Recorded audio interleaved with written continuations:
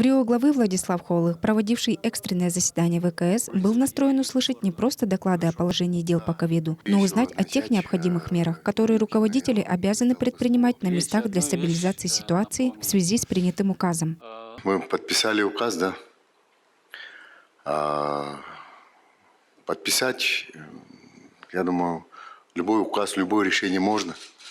Надо просто добиваться сейчас исполнения. Сейчас не хочется ругаться. Хотел бы за это время, что нам удалось сделать, просто понять. Те меры, которые вы принимаете, насколько я просто хотел оценить, потом посоветовались, что нужно делать сейчас.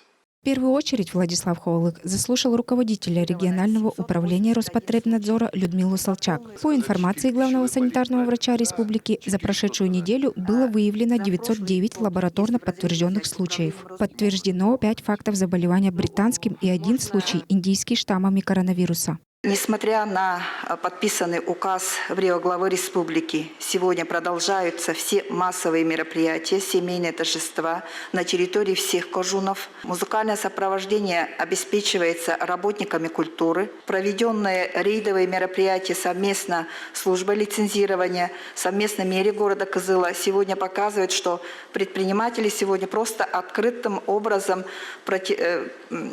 обеспечивает, наверное, противостояние тем мерам, которые проводит правительство Республики Тыва.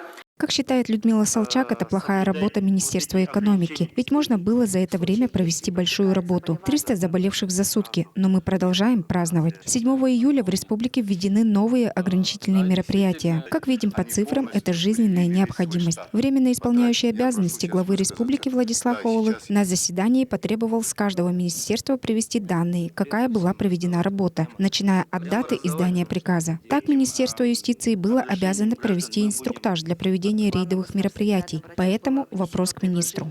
7 июля в 4 часа по вашему поручению обучение со всеми 24 представителями органов исполнительной власти мы провели, присутствовали все районы, кожуны. Мы объяснили, как правильно составлять протокола, как фиксировать нарушения.